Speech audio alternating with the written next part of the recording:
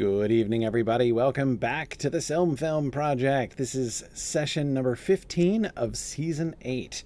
In real time, it's been a while since we've had a broadcast. It's been a very busy summer with a lot of travel in it for me. But it's great to be back with you guys. I'm Corey Olson, the Talking Professor, joined, as always, by our writer's room. We have Ilana Mushin joining us from Brisbane, Australia. We have Marie Prosser joining us from still summertime. Yeah, until next week, yes. Until next week, okay. Yeah. From the tail end of summer down in Virginia. And Nick Palazzo with us today also from Virginia. Great to have you back, Nick. And today we've entered into the final phase of the pre-production process for season 8. Before too long, we're going to get into the discussion of the actual episodes. But first, we have some other business to take care of. So tonight, we're going to be preparing for casting. So we'll be talking about that a little bit more. There's some casting that we need to do, some new roles that come up during season 8 here. And we'll be discussing that whole process here in a minute. Lots going on in the event world at Signum. As you can see, we have this is I think all of the events that are coming up in the rest of this calendar year, plus the one that is next year so far, Kiwi Moot. It is there's a lot, and I just got back from Alaska where we had our first. Our most northerly moot ever. So having done, Ilana, I think Melbourne so far was the most southerly moot we've ever done before to date. Fairbanks, Alaska was definitely the most northerly that we have ever done, or frankly are like to do. I'm not sure we're going to get much further north than Fairbanks, Alaska. It's conceivable, I suppose, but I don't know. Anyway, that was... Way or something like that. Yeah, I really... There's not too many options, honestly, since it's further north than Iceland, and I think further north than like most of the cities in Scandinavia. I think Fairbanks is going to take that. But anyway, it was great. It was my first ever visit to inland Alaska, so really fun to hang out with folks there. Shockingly, it was not the largest moot turnout of the year, but we did great. We had double digits there at Halkaraxa Moot, and we had a really fun day. Yeah, it was awesome. We sat around on the deck talking until 11 o'clock when the sun was threatening to start going down at that point. Anyway, many moots coming up soon. The most proximate is Cascade Moot at the end of August in Portland, Oregon. And then we have Ranger Moot in September in Cincinnati. And as you can see, many, many other moots to come. Let us get back to the casting, however. Okay, so the casting situation. So remember that we cast people to play the roles in SilmFilm. The way that happens is we allow folks to get on our discussion board and nominate people. And then we have elections after the nominations are completed. So in the post-production portion of the season, after we do all of the episodes, we'll come back and we'll hold elections for voting in the for making our final casting decisions. Before, of course, we review all these and perhaps exercise vetoes, but that doesn't usually happen. So this session is designed to set up for that, for us to go through and discuss the different roles that need to be cast so that we can provide a clear idea of what we think is really required there, what kinds of things we're looking for in actors and actresses to play these roles. So these are some of Maria's provided some of the guidelines here. We generally don't do casting for characters who just appear in one episode. We don't do casting for kids. who are going to grow up later, just because it's a little hard to run casting for that sort of thing. There aren't that many options to choose from.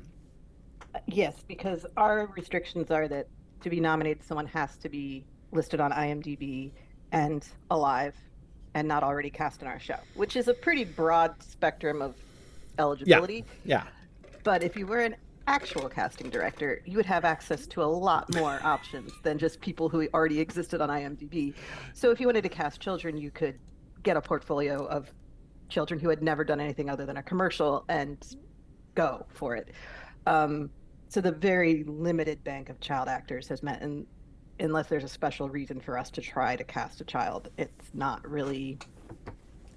Well, we would end up casting the one child who's been in every movie you've seen in the last 2 years. Right. Because that's Exactly. the only child anyone knows about. Exactly. It would be challenging, especially, of course, since we can't cast child actors from 10 years ago. Right, they have to be their current age, They have which to is be part of the limitation. Yeah, exactly. So with child actors, there's the limitations are fairly severe. So we generally don't bother with those. We do want to discuss what traits, skills, or characteristics we would like the actor to portray. For instance, we all felt that it was pretty important that the actress we cast as Luthien could dance. That was very important.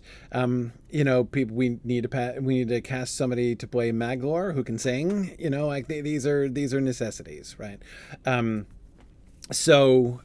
there's some kind of requirements for the role, we want to make sure that we make those observations.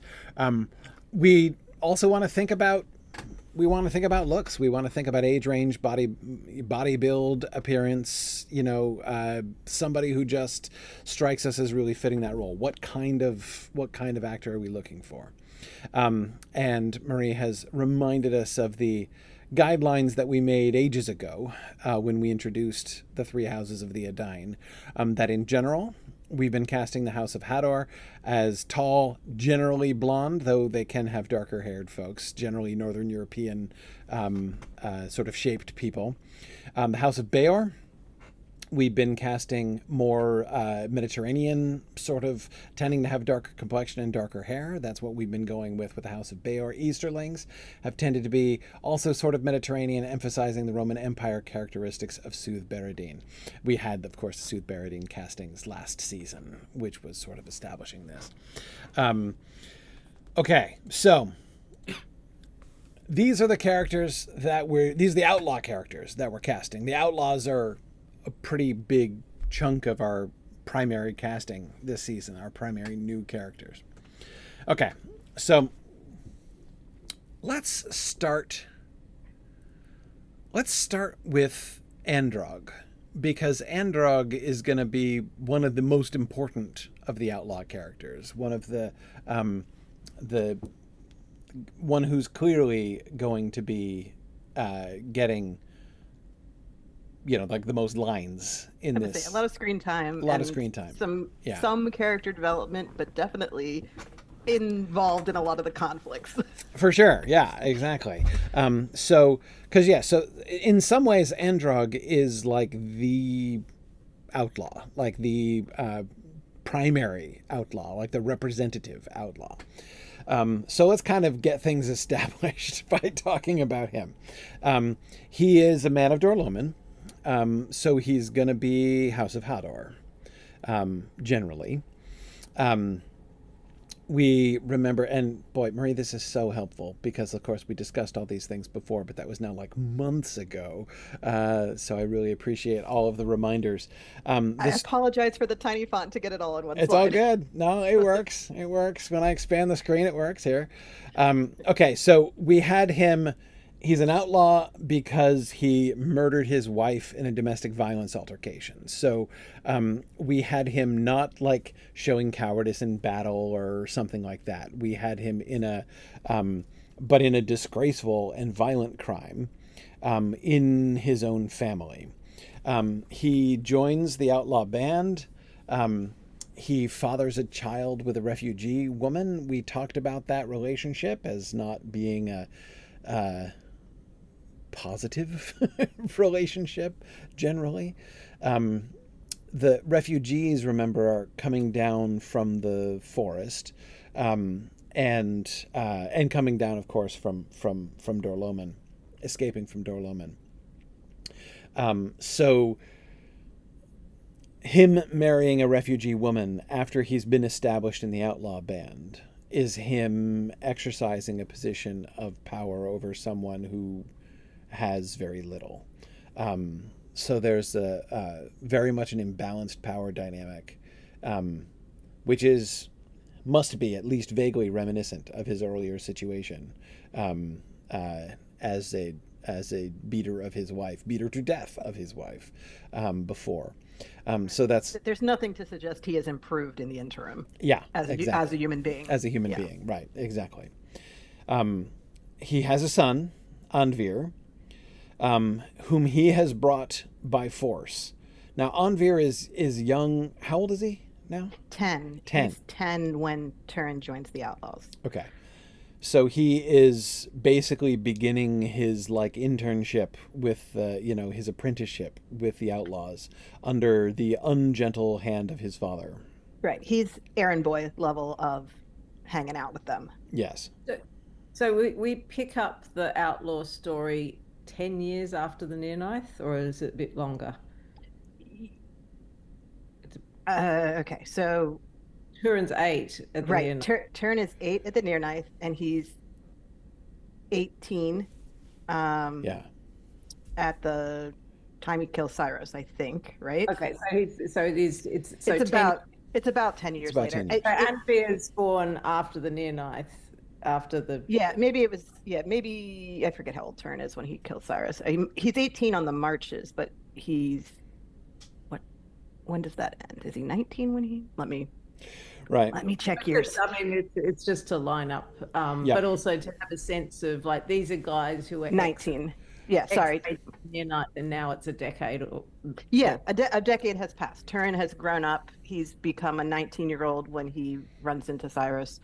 And that's how old he is when he meets the Outlaws.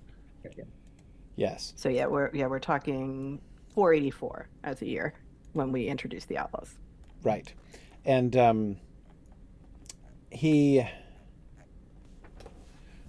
so Anvir is born a year and change afterwards. So his mother has come down as a refugee. Been married by Androg and or sort of married. Something happened, and now Anvir exists. Yeah, exactly.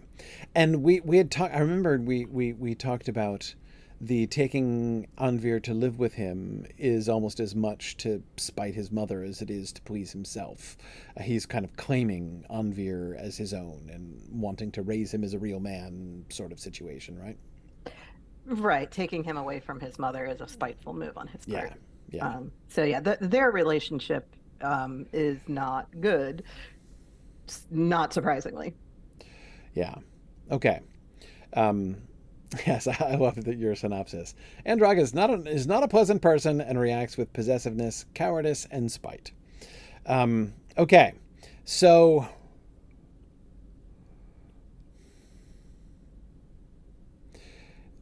Androg, I would think we're looking for. He's going to be an archer. His most famous physical activity is he's a bowman. Right.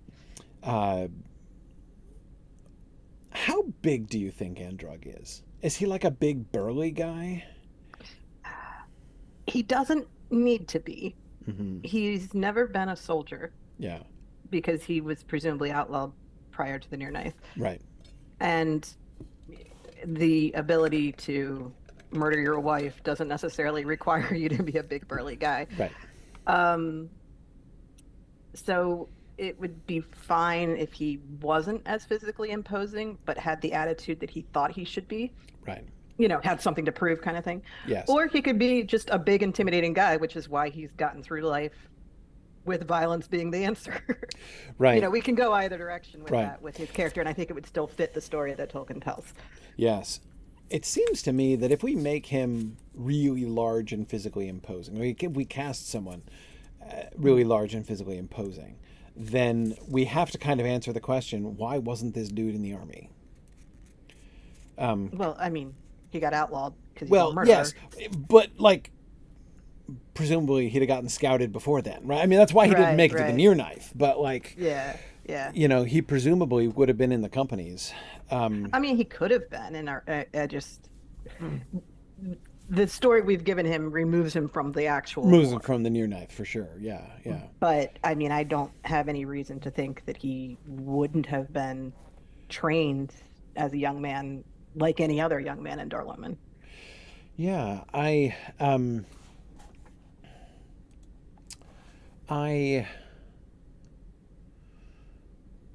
I think I incline against him being a soldier.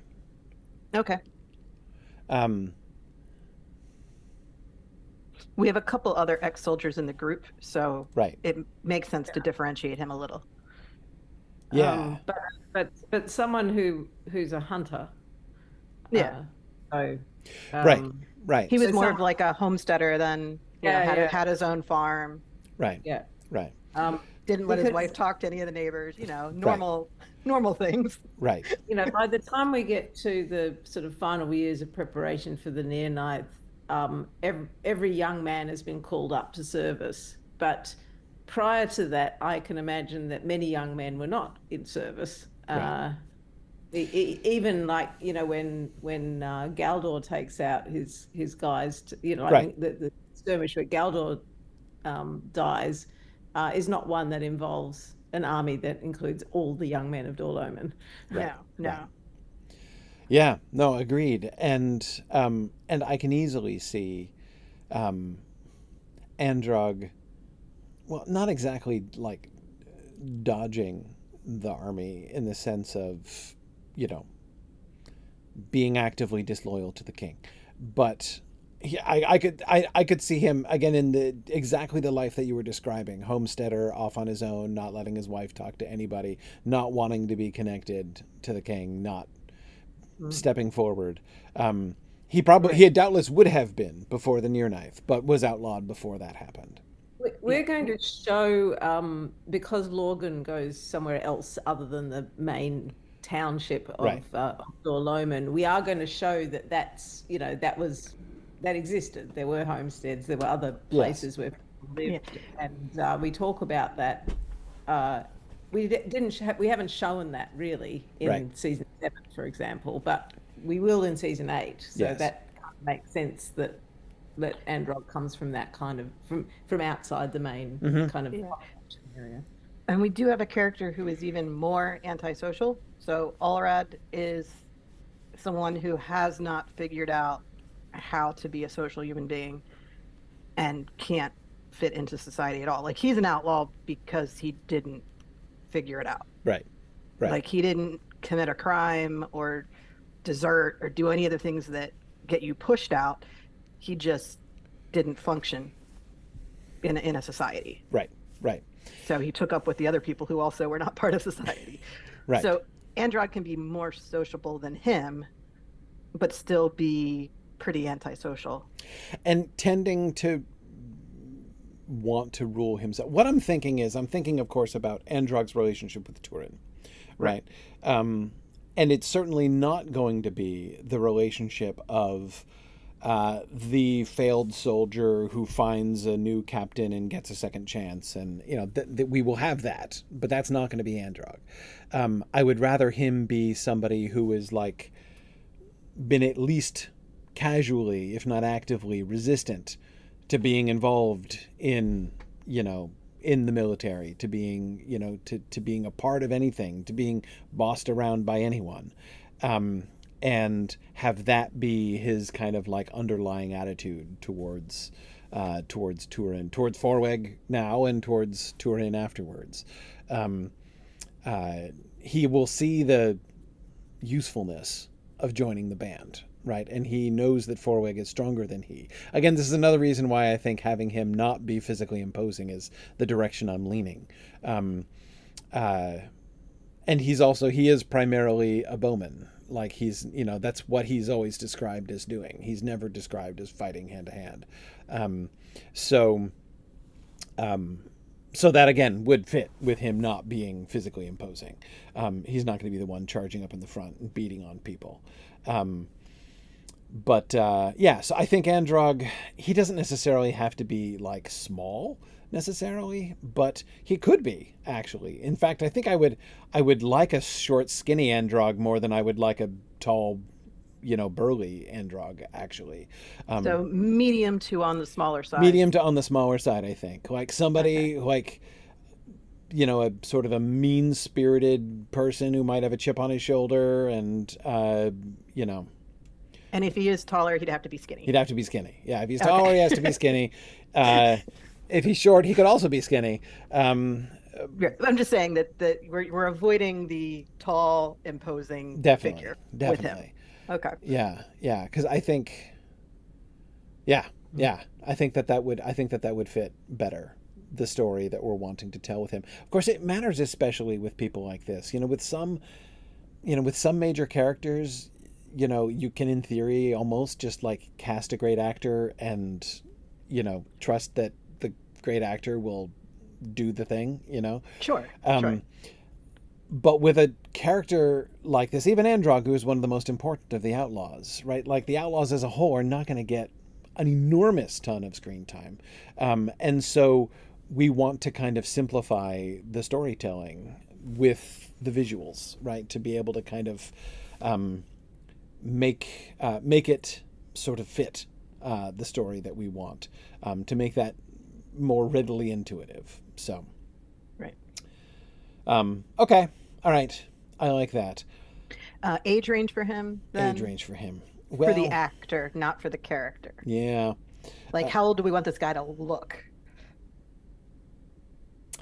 I think mature but not grizzled. Okay. I'm thinking. I think he should not be looking like he's a... we don't want him to look like a potential, like, mentor figure to Turin. He should be closer to rival than mentor, I think. Okay. Turin's only 19 at this point. Yeah. So this guy was in his late 20s when he was convicted of his crime. Yeah, so he's like late 30s, something like that. Okay. Yeah. Okay, so we're looking for an actor in their 30s. Ish. Yeah. Probably. Late 20s through 30s. If he's younger, if he's younger, he needs to look a little older. Like he needs to look weathered, but not grizzled. Yeah. Okay. Exactly. So weathered, clearly an adult, clearly seen some things in his life. Yeah. Because obviously, how people interpret your age is always different than your physical age. Yes. So that's challenging too. But as long as we understand the idea that he's older than Turin, but not.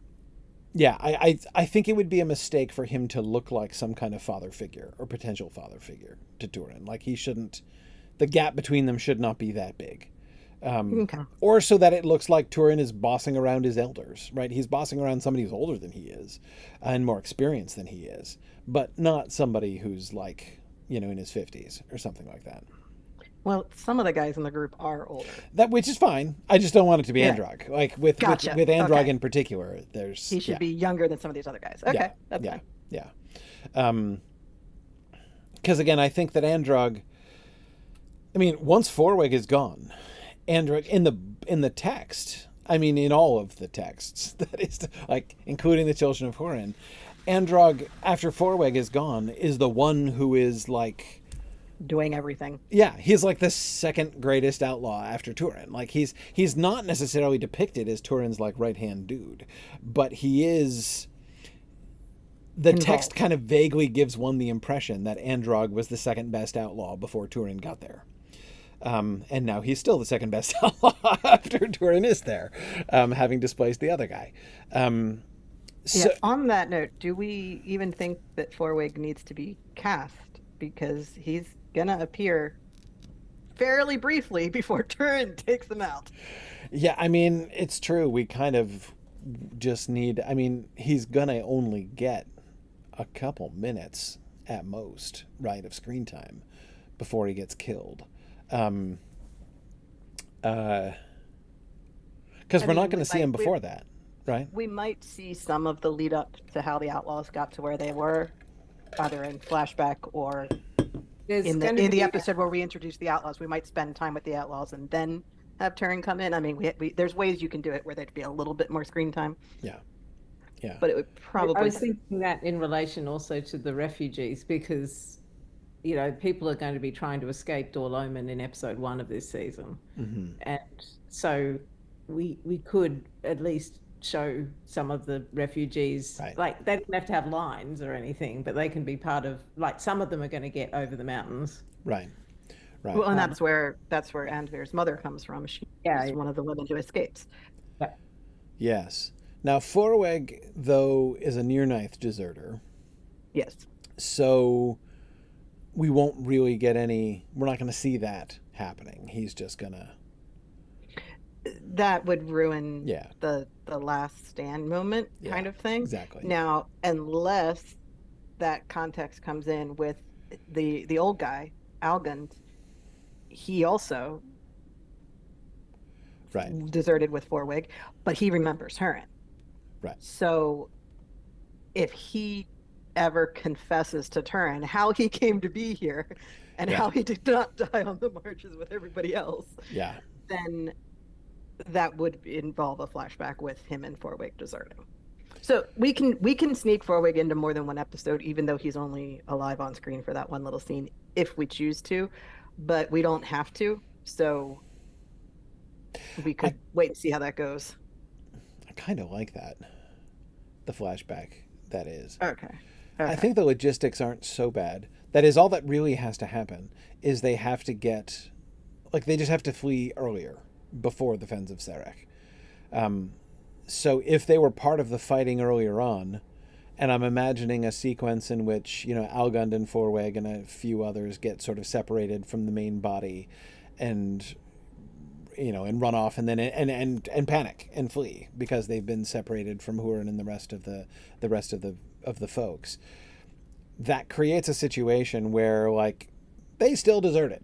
They could have tried harder to return.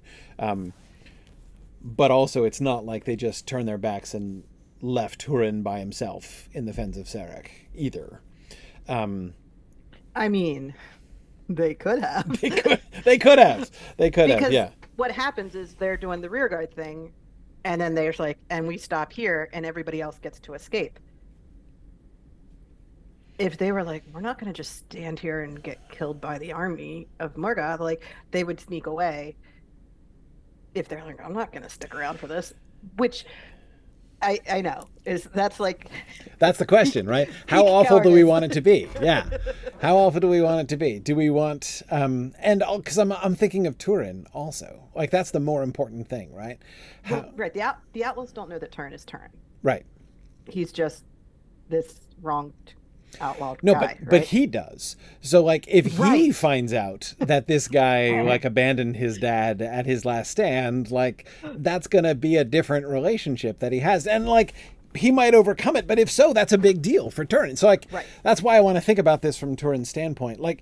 If they were deserters but less awful than that, right? Mm-hmm. If Algund can basically say, it was chaos. It was chaos. I know I should have tried to get back to Lord Hurin. I didn't. But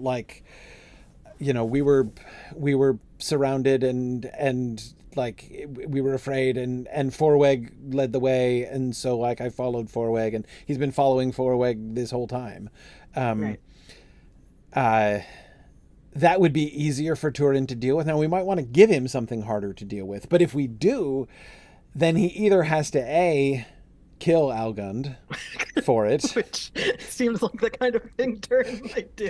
Well, that's what I was thinking. It probably doesn't even matter what the real story is. From Turin's perspective, they deserted, and I can imagine that it wouldn't matter how nobly they tried to get back to it. Or they could say, we tried to get back to Dorloman to support the people who were left behind, and that won't matter to Turin either, because all he's going to hear is they deserted. Right. So I'm not convinced he doesn't kill them anyway, like being Turin, like if he finds out. It's a big question. It's a big question as to what he does. I mean, because Algund, as I recall, we had him quite liking this. Like, he's older, he is not able to oppose the leadership of Forweg, did not like the direction that things were going, but didn't feel that he could leave either. Felt trapped in that whole situation, and now feels much happier with Turin. Right. So we've created this happy situation for Algund himself. He's happy now. And so we had, and one of the things, as I recall, that we wanted to accomplish with Algund was to have him being all like, you know, like responding to Turin's leadership and recognizing the son of Hurin, not necessarily recognizing who he is, but like, you know, He recognizes the style as, this is the kind of thing I meant to be following my whole life. Yeah. So yeah, the two outlaws who are very enthusiastic about Turin's new direction are Algund and young Andvir. Yeah. But Andvir's a kid, so he doesn't get any vote in anything. Algund's the oldest guy there. You'd think that his voice would have some weight if he threw in to support this new leader. Yeah. So I think we need him alive when Turin takes over. I don't know that we need to keep him alive for any length of time. It's after so that. backing up and trying to remember where Turin's arc is, right? Like, we could make it work either way. He could kill Algund in a, you know, as part of an assertion of like the new justice and rule of law, you know, and the abandonment of pure outlawry. Like, we don't have to play it as like he gets mad and offset. Oh yeah, no, I was more thinking he's the leader, and if he leaves the guy to die in a situation that got dicey, he might be like, serves you right, dude. Yeah, which is still very spiteful and murdery. Still kind of spiteful and murdery. Yeah, like, it's, where do we want Turin? Like, where are we in Turin's trajectory? I kind of feel like, you know, because Turin slaughters Forweg with justice as the rationale, we probably don't need to do that again. Right. You know. Right. So, and I was thinking, like, how does Turin find out about, like do these, you know, like them departing? Well, you know, yeah, he's like a man of Dorloman, and he's here. Yeah. Like, how'd that happen? Yeah. There's no men of Dorloman in Dorloman except for elderly, crippled. And he could still have. I mean, like, presumably he would still have his armor. Right. Mm-hmm. Like, he looks like a soldier of Dorloman, and yet he's here. Yeah. I mean, deserters might throw away their weapons, but they don't usually unbuckle their armor as they're running. Right? So, like... And I doubt they throw away their weapons. It's still a dangerous place to live. Weapons are worth a lot. To live. Yeah. Like, they just ran away. Yeah. I think, but... Exactly. So he would... I mean, so yeah, Algund would look like a warrior of Dorloman. By the way, would Forweg presumably also wears armor of Dorloman? Would Turin take it? Oh, yeah, that might be appropriate. It would be appropriate. If you're going to take over leadership, you put on the guy's hat, right? That's how it works. And well, okay. That's actually not a foregone conclusion, because if it's not the exactly correct size, it's not going to work. It's not going to work real well. Right. Yeah. So he might, but then he'd have to have it. He'd have to get it adjusted. Yeah. Well, there's time for that. Sure. Yeah. I mean, if it's chainmail, that's very adjustable. If it's mail, it's actually rather easier to do that than if it were plate armor. Yeah, for sure. Yeah. Anything leather or chainmail can be adjusted. It just takes time. Yeah. Would Turin would want to wear it, wouldn't he? Well, he would want something. Armor of Dorloman? Yeah. It's probably older. It's probably not in very good repair. So maybe he might. It's probably better than nothing. Right. What did he run away in is the question. If he's Well, outfitted like yeah. a March Warden of Doriath, he's going to keep that. Yeah, that's going to be That's better. true. But if he ran away just wearing clothes and no outfit gear, then I'm sure he would take whatever gear is available. He was home on leave when he meets Silos. Yeah, but he was out in the woods when he chased Cyros down. Like, he's probably in kit. Probably. I don't see a version of that where he's not in his actual, like, Or that he doesn't grab his stuff before he leaves. well, if his stuff is packed up in Menegroth, he's not going back in there to get it. But Yeah. if he has it, he almost certainly has it on him. No, I think I agree. Also, I kind of like the idea of Turin and Beleg matching Mm-hmm. Yes. and standing out from everybody else. Yeah. Yeah. Yeah. Oh, that And is he's gonna, the other like, thing. they're gonna think he's an elf. Yeah. They're gonna Yeah. True. think he's when they first meet him, like, because He's the elf man after all. He's described that way, right? Yeah. Right. Yeah. And that's the other thing we need Algon for. He's going to stop Androg from killing Beleg. Right. So we do need Androg. Sorry, we do need Algon to stick around that long. So yeah, let's maybe not assume that we're going to kill off the old guy when Turin shows up. But Turin views him with disdain for his cowardly choices.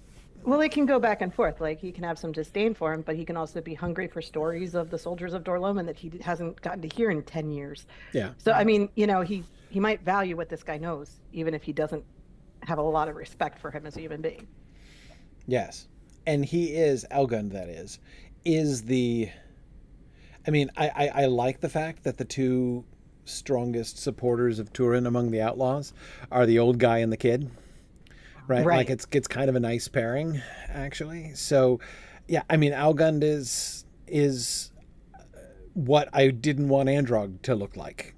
He's the sort of father figure, mentor figure. He's the grizzled guy. Yeah, he's the oldest one, and he should look the oldest. He should look the oldest. Yeah. So, do we have a minimum age for the actor? That's a tough thing to. It is a tough thing to say. I know, because a minimum apparent a minimum age. apparent age. I would say he should definitely not look a day under 50, and I'd prefer if he looked 60. Right. So Paul Rudd clearly can't play him. Clearly. Clearly. How old is Paul Rudd? He's over 50.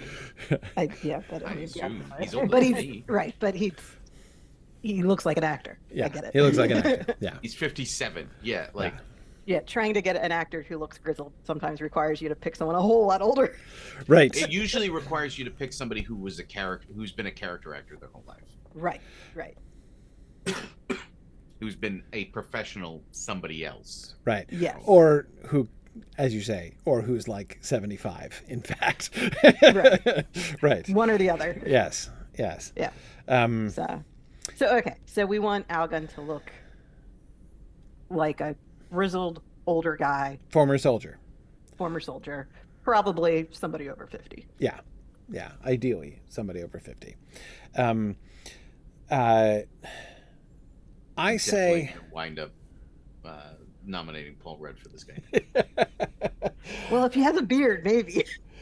Beards make you look grizzled. Sorry.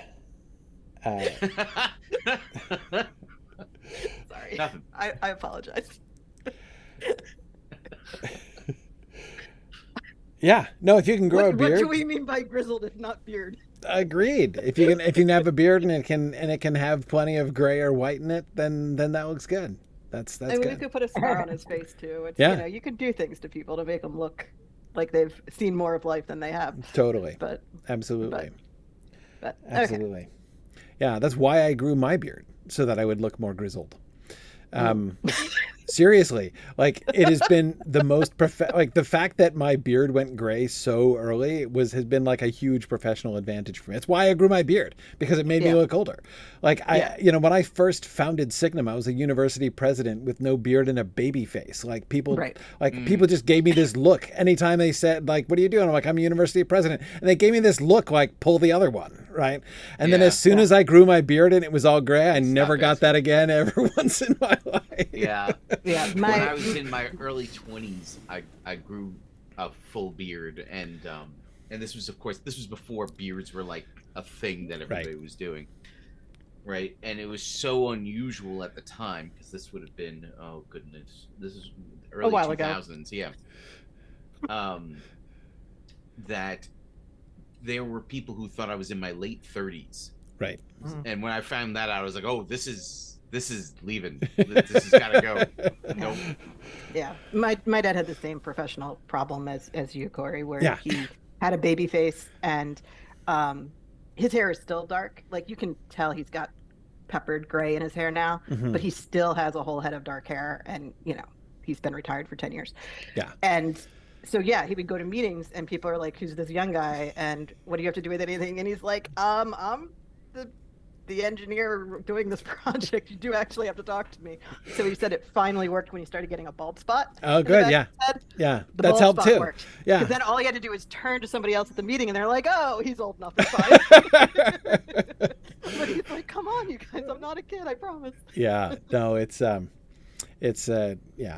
I know there are many places, many professions in which you want to look younger, but like not in mine. Not university professor. Not university professor or president. No. Anyway, okay. So the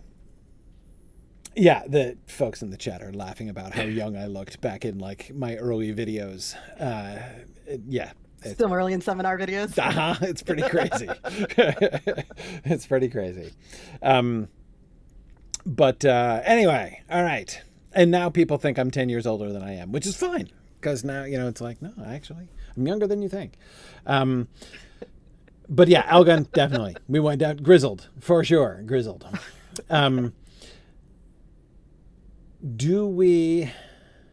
Okay, so hang on. Let's do Olrad, because Olrad is, he's the awful antisocial one, right? Yes. But he's also probably going to survive through and make it until. Do we have a death point for him? Yeah, they're all going to die. Well, I mean, I'm on Ruth. Is he going to make it through to there? Is what I'm wondering. Yeah. Yeah. Okay. Yes. Okay. He's one of the ones who dies at Amonert. Okay, so Olrad's trajectory is to be the like grumpy antisocial person who's joined the Outlaws, and from a lack of any other options, and his progression is not going to be to like noble and faithful soldier of Turin necessarily, but he is going to show, like Androg, the general is he a general trend towards what, acceptance? I mean, because things are going to change. Like, we do need to show the arc, not only of Turin, but of the outlaws around him also. I think as long as he gets what he wants out of life, he's not too picky about the change in the outlaw leadership. So I don't know that he's going to be an antagonist to resist the change. Right. Because Turin's very successful. The outlaws are still successful. And, who can argue with that? Right. He's there to be like Androg's interlocutor. And they're both misogynists together and that sort of thing. Right. Well, yes. Yeah. Yeah. So so this guy's story is he's been a refugee basically since he was a young teen, but he's now been kicked out of Brethel. Well, not kicked out, but his wife kicked him out. So he doesn't have a home. He doesn't have anywhere he fits in. So the outlaws are his family. Right. But in a very gangs recruit people who have lack of family connection on purpose. He's vulnerable to gang recruitment, you could say. And he is going to be fine with Turin just because Turin is an even stronger thug than Forweg, and so he's at least as willing to follow Turin as he was to follow Forweg.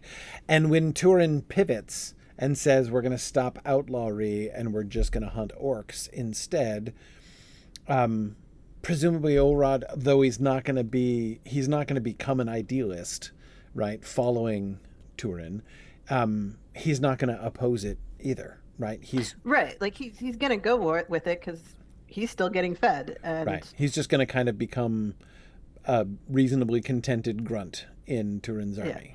And possibly, if their relationship with the refugees and the homesteads in Brethel is that they're protecting them from the orcs and getting payment for protection, basically, right, in the form of, I guess, food and stuff. Like, they're being supported by them once Turin pivots. Then he'd probably be like, hey, yeah, I'm a hero. People like me. This is great. He's never had that before in his whole life. So he may appreciate the change in reception. Yes. Because he's always been a rejected outcast. Right. Yeah, no, that makes sense. We don't have a full, like, redemption hero arc for Olrod, but he's going to have a general, like, upward turn in his life. Sure. Until he dies on Ruth. Right. Yeah. Okay. So, for Olrod, I don't think I think he should basically be like an Androg peer. Again, like Androg, he should be mature but not grizzled. But he's Baor, not Hador, so. Right. Now, if we wanted him to be a refugee from the Bragalok, he does have to be a bit older. Oh, right. So. Right. We have him fleeing Ladros at the age of 13. Right. So he kind of has to be, if Androg's in his 30s, this guy does have to be in his 40s at least. Yeah. I would think. He doesn't have to look good. Right. He still has to look visibly younger than Algund. Algund needs to stand out. Yeah. Yes. Yeah. So he's not that old, but he should look like he's got at least 10 years on Androg, I would think. Yeah. Yes. So 40s, where Androg we said 30s, he's 40s. Right. Okay. So Androg 30s, Olrod 40s, Algund 50s at least. Yeah. I would. Now this one is always a difficult ask for Hollywood, but it would be great if Olrod were ugly. Well, the whole character actor thing. Yeah. There are people who look unusual who are enacting. Right. That's a thing you can do. Yeah. He should be.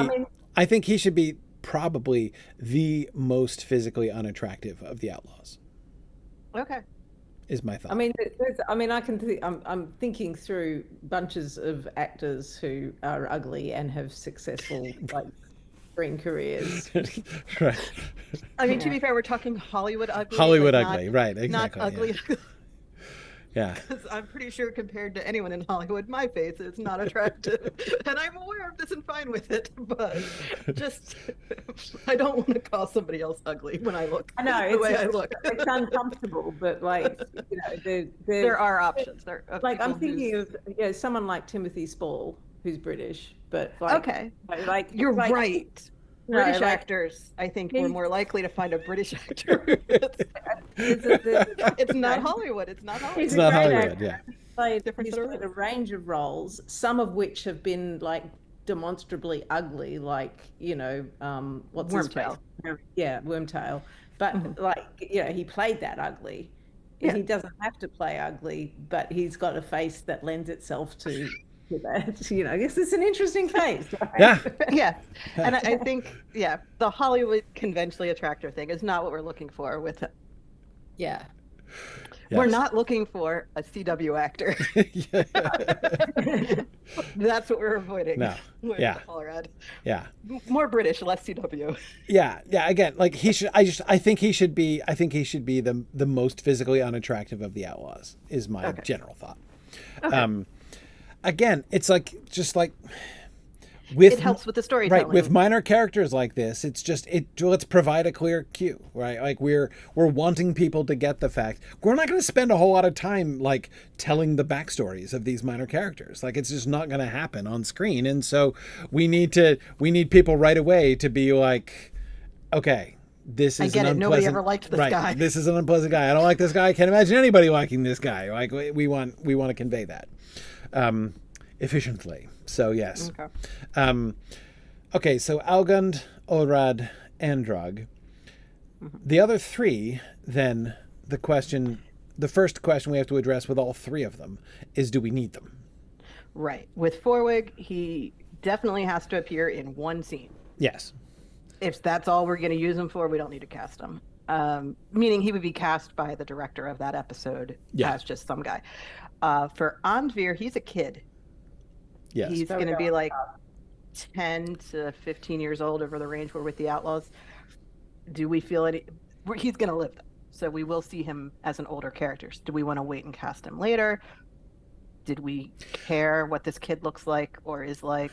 I think we have to wait and cast him later. Okay. I mean, he's Dorloman on both his mother and father's side. Yes. But yeah, I'm thinking Anvir makes it to Numenor, right? Yeah, that was the whole point. Yeah. We were going to keep him as like the source of the Children of Hurin story. Yes. So yes. he has to like.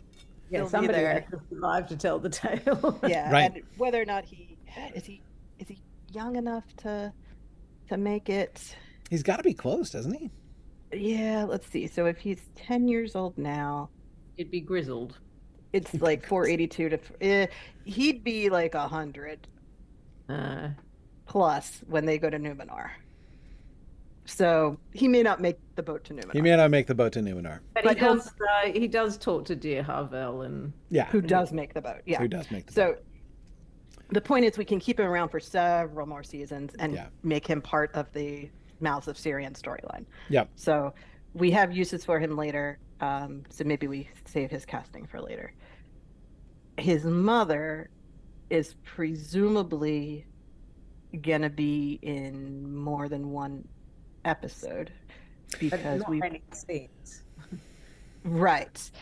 So like we can justify it of like, oh, we'll need her a couple times because she's going to be the one who coordinates between the refugees and Turin's new direction. But also we would presumably see the scene where he rips her son away from her, at least in flashback, as to what's this kid doing hanging out with the outlaws. Right. So presumably we'll see her, but that could all be in one episode if the flashback isn't the episode where we need her. So, I mean, whether or not we need to cast her, I don't know. How much of a role do we want to give her? I think if it's just like, I think if it's just a scene where Anvir is torn away from her, she could be an extra. Yeah. But the question is she going to play a role later on? Because she's a sensible person to choose to become a sort of, one of the, like a spokesperson of the refugees who are being protected by Turin and the Outlaws later on. We had talked about a certain amount of increased interaction between Turin and the Outlaws and them. And in the later stages, even, I would think, I don't know how often they're going to appear on screen, but it would make sense to me to show the relationship, to like, because we want to give the indication that Turin is like that sense of Turin becoming almost the feudal lord of that whole area, right? And the refugees, swearing a sort of fealty to him. Right. She's the liaison that allows that to happen. Because so Anvir makes sense with that. Right. So she's the representative refugee.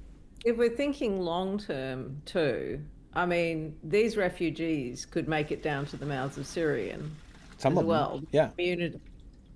More than I would suspect people who ended up like marrying the Easterlings and having children with them and so on from Yes. Dorloman. I mean, I Yes. think that like there's the people This who hang group on is going to to make it. the Yeah. yeah.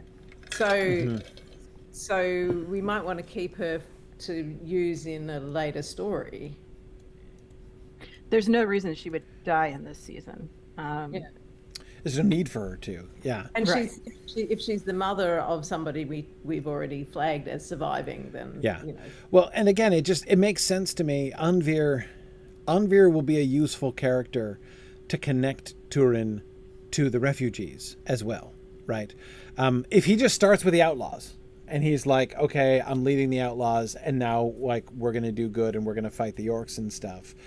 Anvir, who is like hero worshiping him at that point, is going to be like, hey, I want to help my mom, you know, Right. and Turin is going to be cool with that. Like, so, you know, Anvir helping do it. So Anvir's mom becomes the, like, you know, the gateway. She's the bridgehead to the refugees for the outlaws because of Anvir.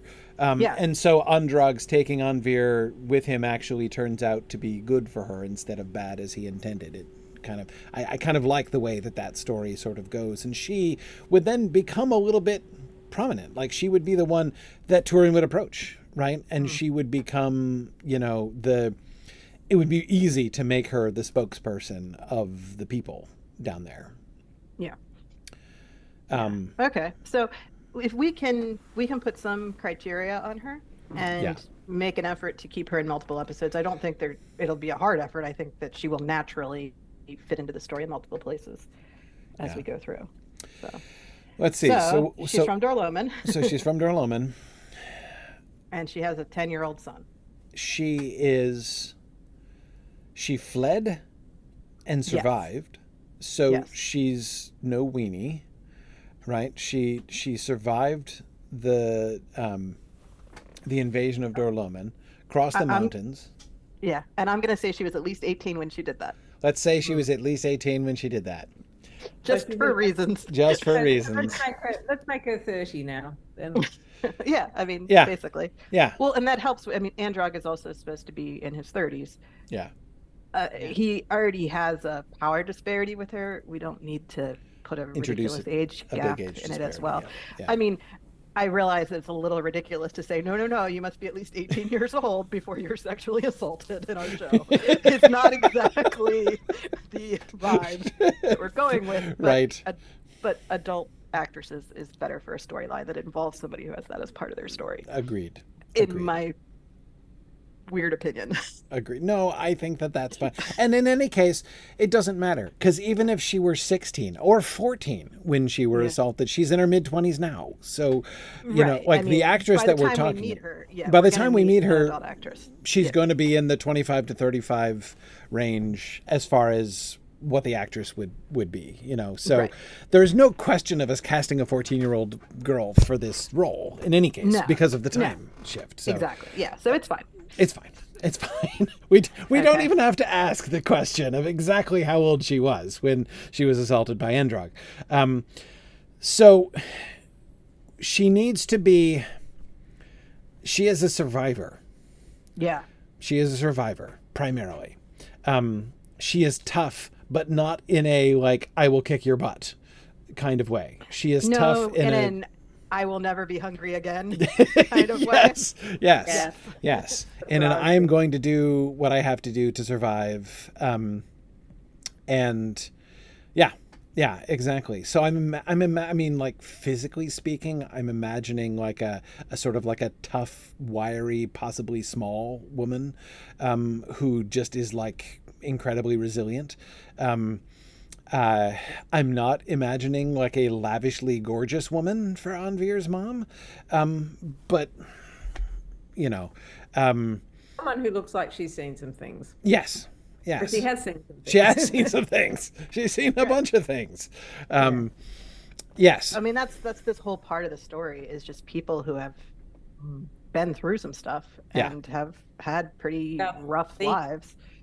Yeah. The theme of Right, and the theme for our season is about survival. Is about So, surviving. Yeah, and yeah, and so all this of is- these people that we're talking about are survivors in one way or another. Like they're all people who have contrived to survive. And as in this group, the only woman, I think that she's important. I think that we do want to hear from her. I think that hers is a perspective that we want to be able to bring in, and again, to that we want to bring Hurin into contact with as well. Turin, yeah.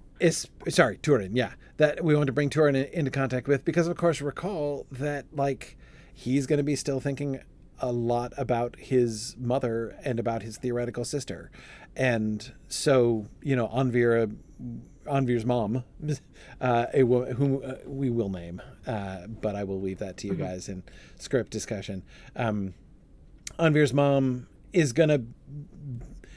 There's a way in which she's going to be almost both. Like she's going to be like his mother. She is going to be, a tough-minded, resilient woman who has survived difficult circumstances, and he will see in her the kind of, life of oppression that he's afraid that his mother has been leading since he left her.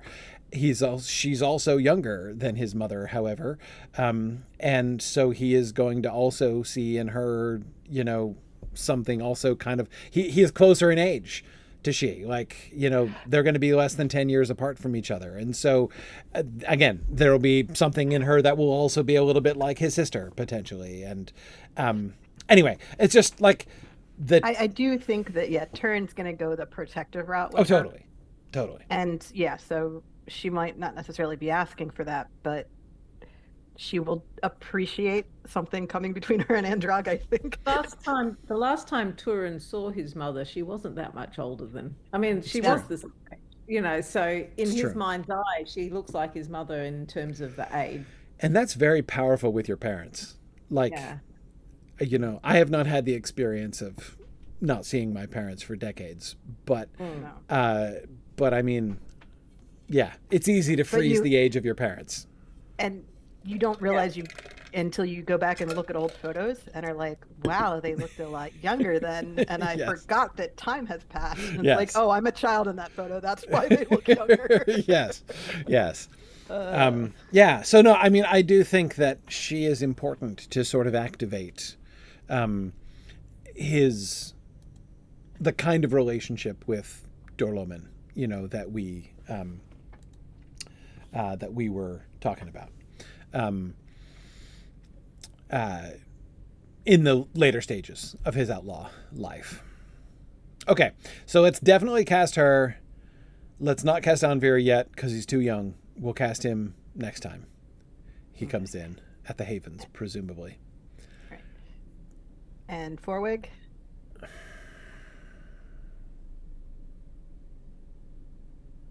You can list criteria and we can decide later whether or Well, not we I mean, need to I think cast him. criteria are fairly simple, right? Yeah, big burly Huge. guy. He needs to be very Warrior. big. In fact, yeah. I think it would be cool if he were bigger than Turin. He should be, because Turin's only 19 when they meet. Right. Yeah. And when he dies. Right. Yeah. But I mean, we could introduce the outlaws on screen before Turin kills him. yes. Like, there's ways to do that, because Turin's in the marches for the whole episode before Right. the whole Cyrus thing happens. Right. So like there's ways to get that in there. But. Yeah. Anyway, I think that he should be very large, and that's mostly it. I kind of like the idea of him still wearing kind of very rundown Dorloman armor now, and but yeah, we don't need much from him other than he's an enormous thug, basically. Fair. So yes, we don't need an actor with a great deal of range to play Forwig.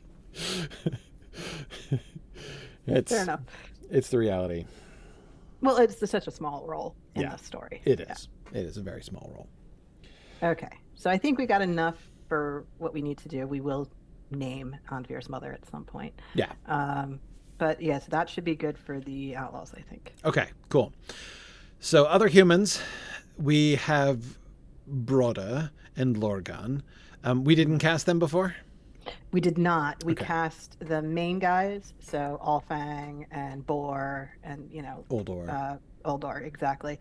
But we didn't cast these guys who were just like generals in Alfang's army.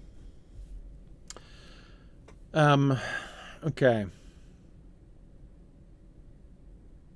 Let's see, looking down at the questions at the bottom, I do think we should cast Sador. Okay, because I mean, yeah, this is it. First, I mean, Sharon can see him when he goes back to Dornlund next season, maybe. Yeah. But that would be it for him. That would So be if it. we're gonna cast him, now's the time. He Yeah. showed up in a minor role last season. He'll show up in the first 2 episodes of this season. Again, minor role.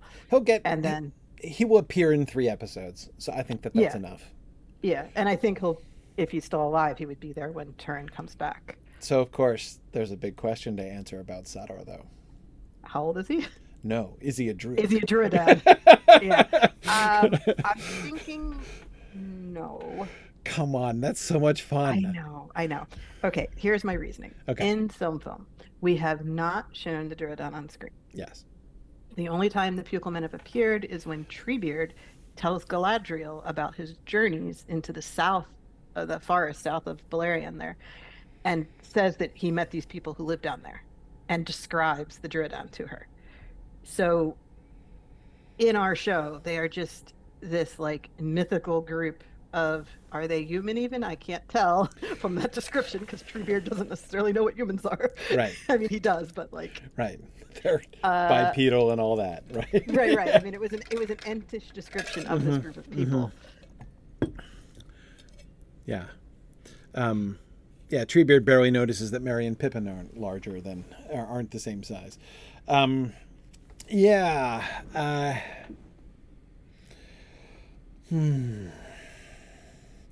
problem is,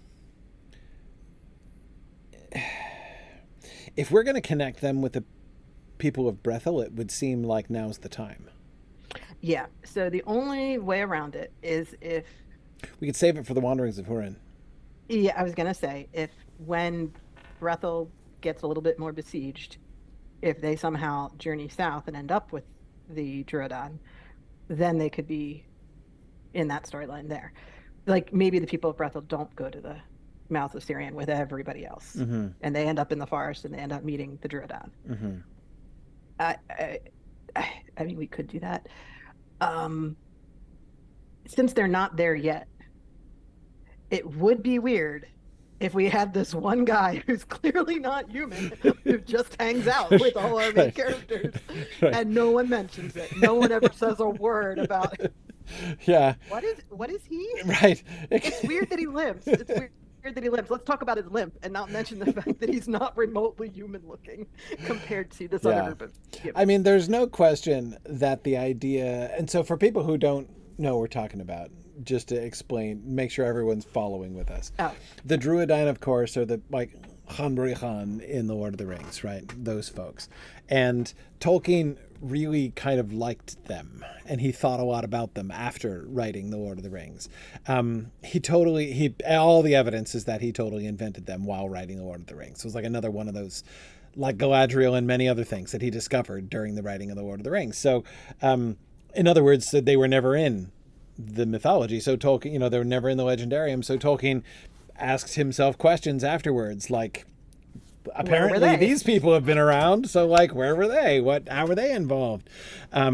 And he told stories about them being in the First Age. He told specifically the most detailed story that we get about them is one where they're hanging out with homesteaders from the people of Brethil. So like that connection is one that we know to be the one that Tolkien thought about most. And then he made this one reference, like one off-the-cuff speculation where he was considering, like, wouldn't it be cool I think it didn't get any further than wouldn't it be cool if.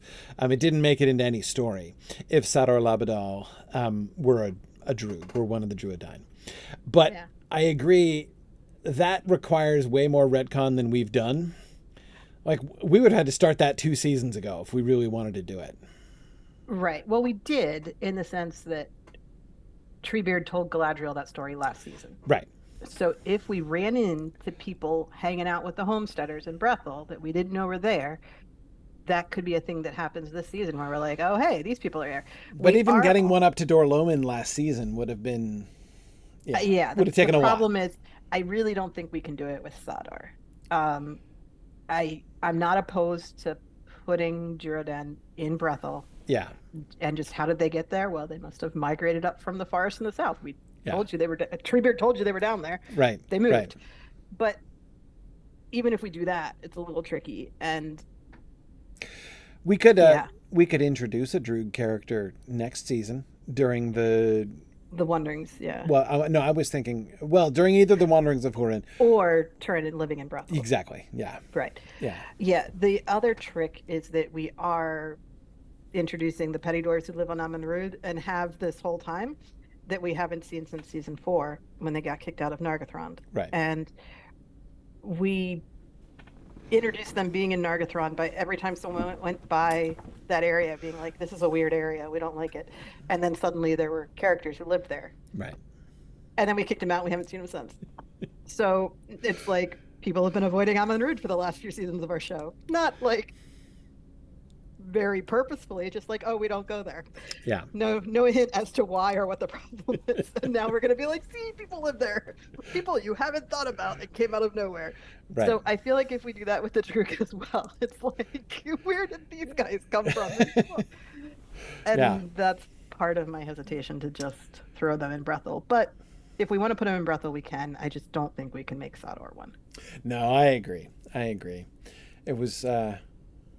I wanted to bring it up just because it's one of my top 10 favorite what ifs of the Legendarium, like Tolkien's what ifs, right? Not theoretical what ifs, but like I agree. It's really interesting. I just feel like we did zero work to set it up. No, and it would require work. Because I mean, like it would have to be different. Like the character of Sador would be significantly different if he were one of the Druidine. Clearly. Well, are the Druidine technically human?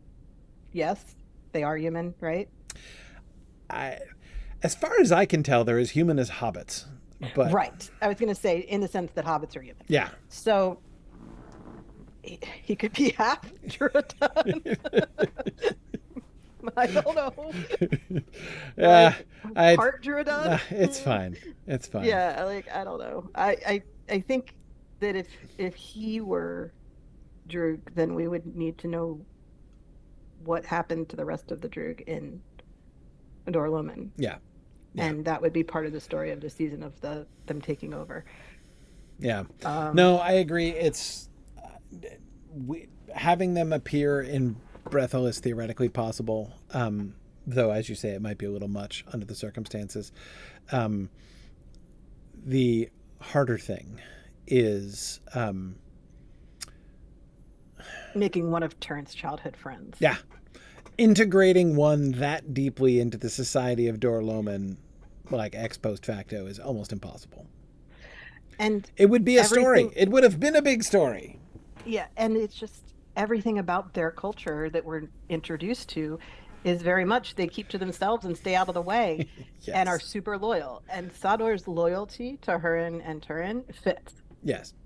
But the part where you keep out of the way, right, doesn't fit. Right. Sador's no, story. Exactly. And again, it's like it would have to be a story. Like even just like Hurin and Morwen bringing, accepting this Droog into their service, right? And him wanting to come into their service. Like both sides of that are really big stories that we would have to have told.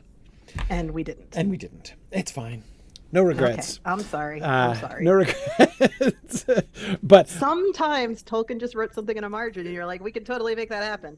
Yeah. This is a time where it needed a lot more work. It would be hard. Yeah. Yeah, no, it would be hard. I don't want to lose sight of the Droogs completely. But we can but not here. Yeah, not here. Not here. Okay. So what do you want Sador to look like then?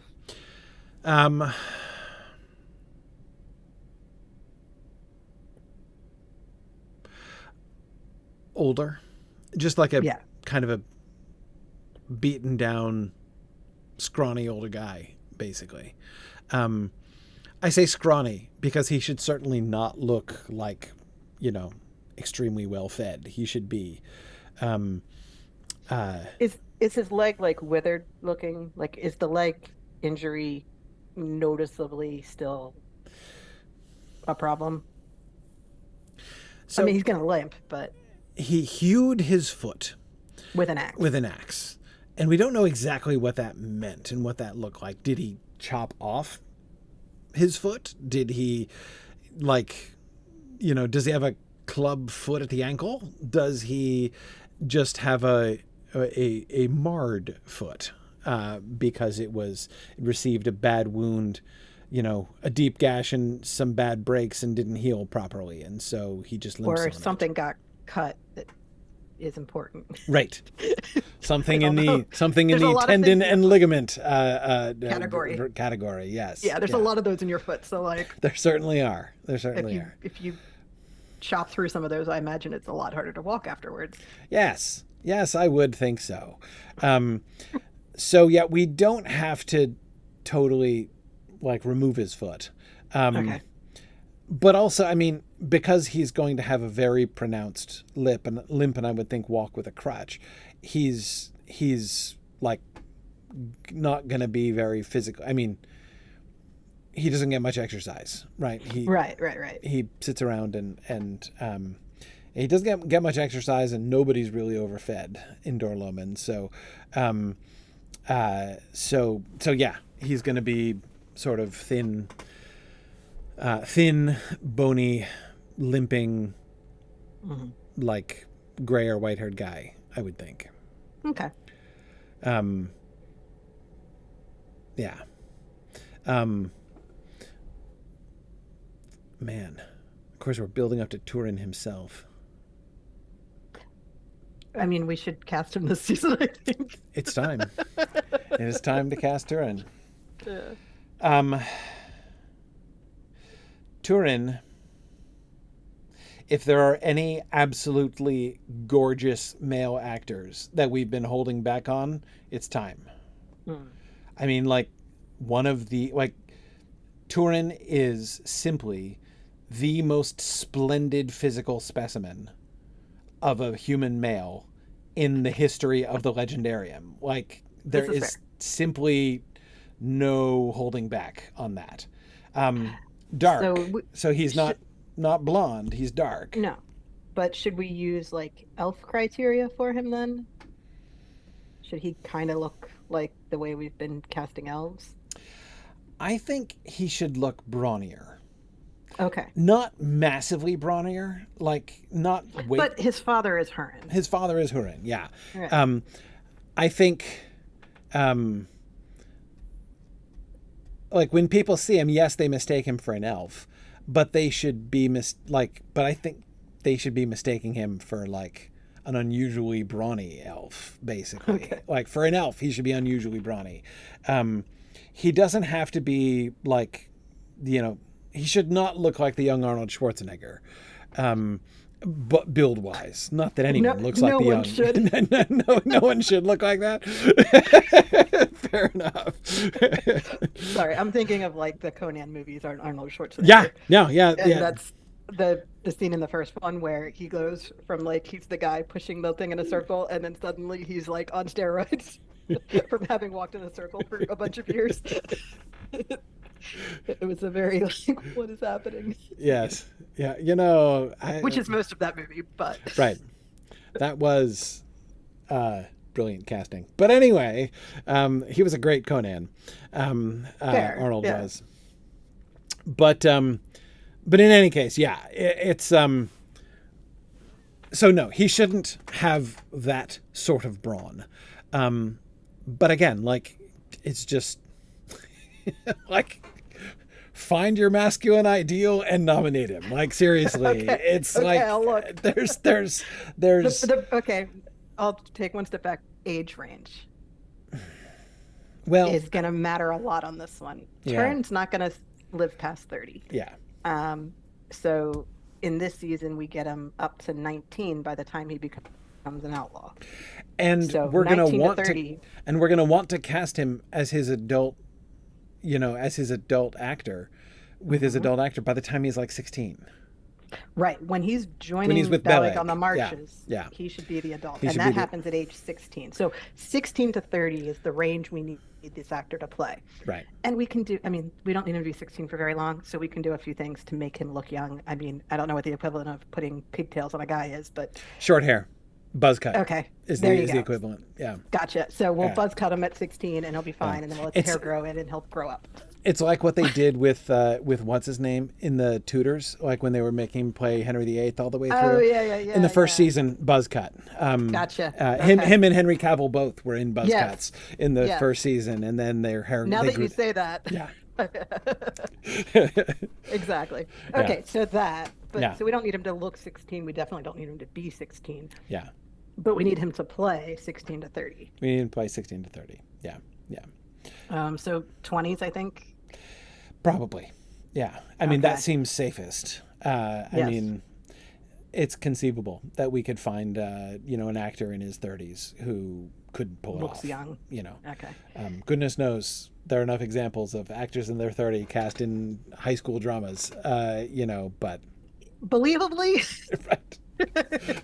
But yes, I know what you mean. But he's Part not of- going to. It's not going to need to be a believable high school drama, though. Like it's going to be. Right. I mean, because he's an adult doing adult things by Yeah. the time we cast him as an adult actor. yeah, he's going to be Yeah. doing very adult things pretty early. So Yeah. Okay. That's fair. So maybe young 30s for Turin's actor, but keeping in mind that we do want him to look 19 for a time, at least for a few episodes. yes, and the his sort of. I mean, it would be ideal if his natural coloration were sort of darker, like dark hair, dark eyebrows kind of situation. Oh, right. Sure. I wouldn't want to just put a dark wig on a blonde dude, like on a naturally always- blonde dude. Mostly just because, like, I'm thinking, of course, of the scene in Nargothrond where, like, he talks about not looking like one of the men of Dorloman, right? Like, so he should kind of not look like one of the men of Dorloman. But anyway, yeah. No, I mean, Turin is the most gorgeous human male ever to live. So, like, there's your Okay. casting criterion right there. And, like, the greatest human warrior ever to live. I mean, the possible exception of his Okay. dad. So back to actor requirements, we do want this guy to be able to do stunts Yeah. and to do fight scenes and stuff like that. Totally. Yeah, because he should be involved in many of those. Like, you can cast an actor who has no experience with action scenes, but if you want him to be in a fight in every episode, it goes better if he knows how to make it look like he was fighting somebody on screen. Yeah, exactly. Yeah. So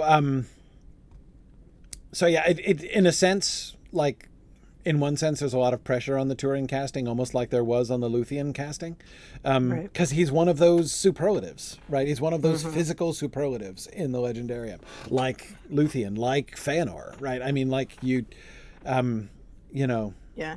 And realistically, no matter who you cast in a role like that, everyone's always like, they're not. Right. They're not the most beautiful ever. And it's like, I don't care. Right. We need somebody in the role. Right, exactly. I'm thinking of like Princess Bride. Yeah. Right? That character had all the superlatives. She's supposed to be the most beautiful woman to ever live. Right, And it's like, they cast a beautiful actress to play her. right. Is that everyone's? She's the most beautiful ever? Probably not. But, Right. it got the job done. It's fine. It got the job done. Yeah, exactly. It was So perfect. it's- It worked. Yeah, so we just need somebody who's the most beautiful ever in a get the job done kind of way. Right. And of course, like, I feel in some ways, though Turin is obviously the most important casting of the season, that also the least needs to be said. Like, people know, as Gregory was just pointing out, he needs somebody to be somebody who can play angsty and brooding well, like, clearly. But, like, everybody Right. knows So, Turin, yeah. right? yeah, so a very serious person, a very proud person, quick to anger, Right. so a little hot-headed. Yeah. And yeah, angsty and brooding. Yeah, so Yeah. if you put all that together with the fighting and the tall, dark hair, good looks, Yeah. you get the basic idea. Tall, dark, and handsome. That's Turin. Yeah, absolutely. So, yeah, easy. Easy. But like I said, if there are gorgeous male actors that anyone's been holding back, for a more important role, now's the time. This is it. This is one of the apex roles of the First Age. Even though it's only 2 seasons. I mean, like it's not the most long running even of the human roles. No. But still, I mean, Hurin is going to get much more play than Turin does, actually. But still, it's this is a prime role, no question. Yes. So yeah. Iron is a really interesting one. This is one of the things that I think is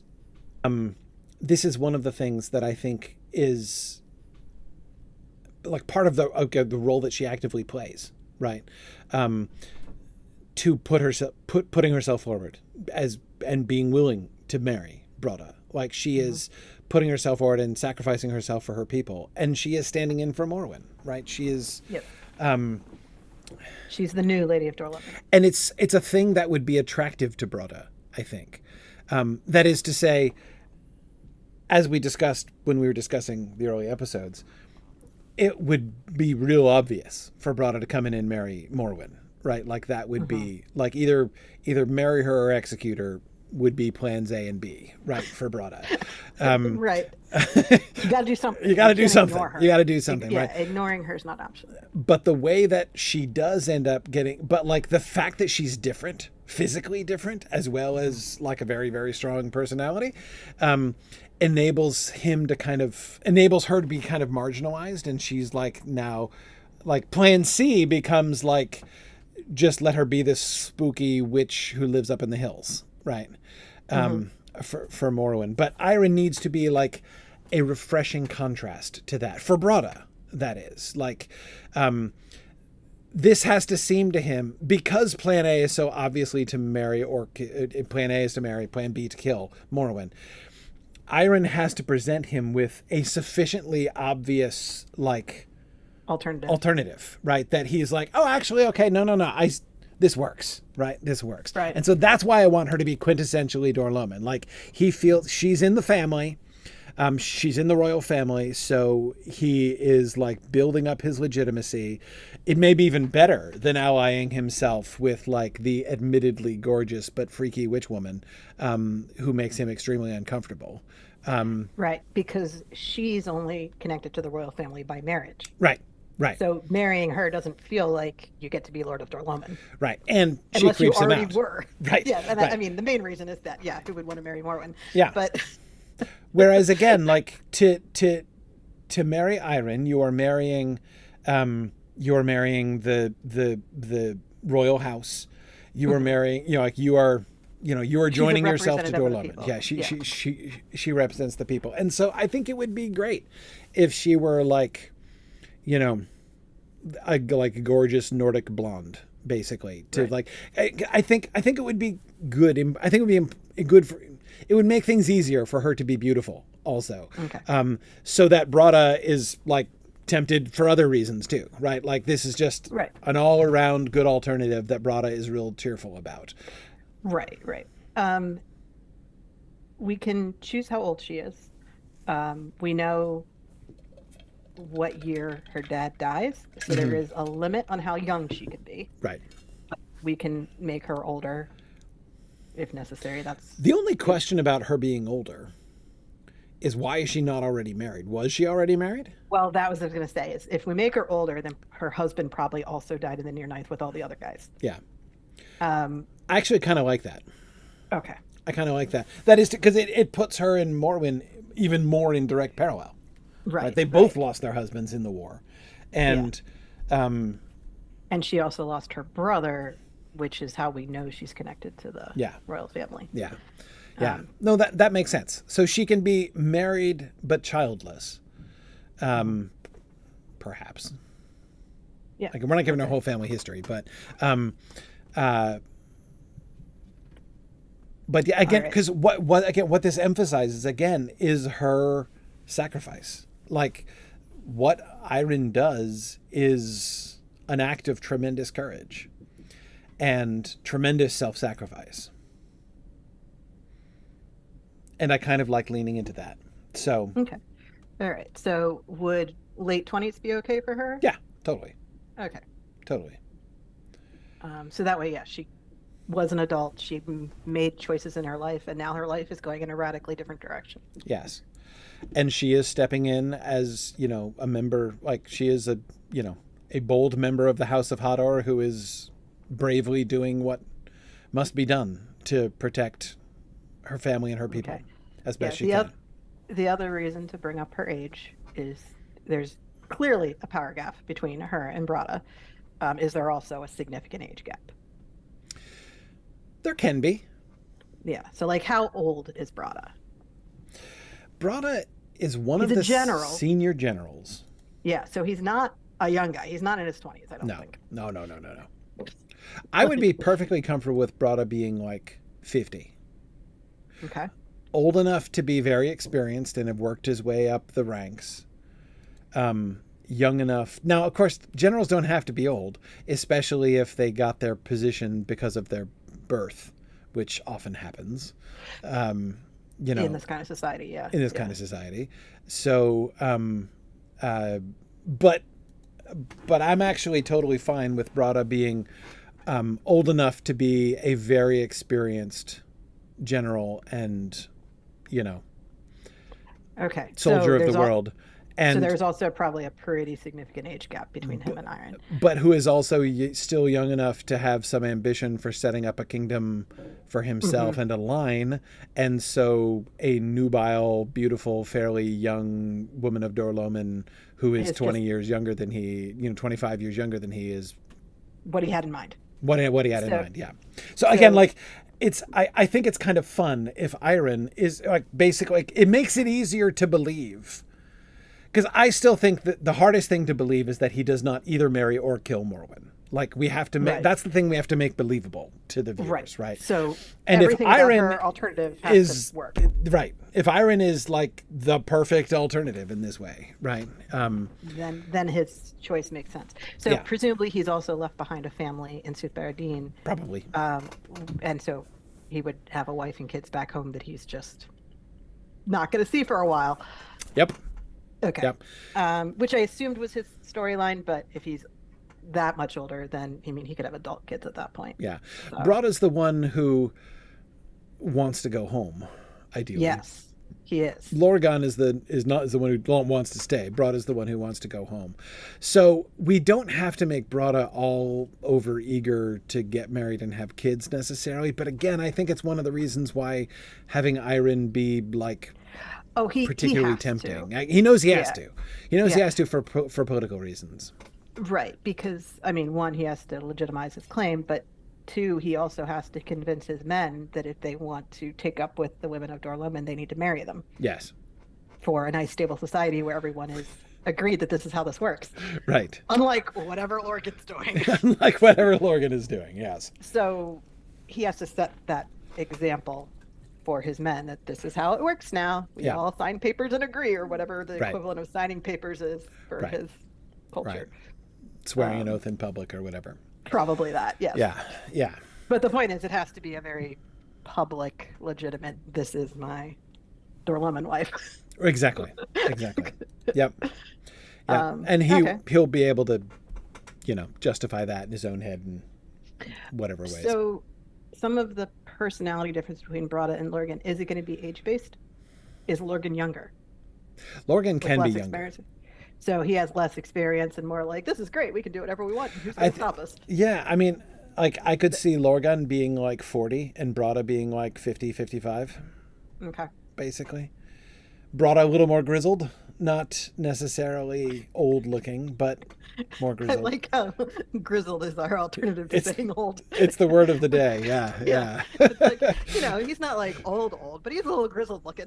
A little grizzled, yeah. Well, seriously, like, we don't want Brada looking like 70, right? That wouldn't work. Well, he can't be. He has to be a military leader who's a very active military leader, not a stand in the back and tell everybody else what to do. Yeah. Like, general has a different context in a modern military than it does in Brada's military. Exactly. General is in the field. Yes. Lorgan is a more active general and younger as well. So again, still mature. Like he should still be 40. A grown man. A grown man. For sure. But he is, yes, much rougher and more physical, less statesman-like than Broda is. Right. Well, his ambitions are just different. Yes. So yeah, he's much more seize the moment kind of guy. Yeah. Do we need to differentiate their looks in any particular way? I mean, different ages is fine. I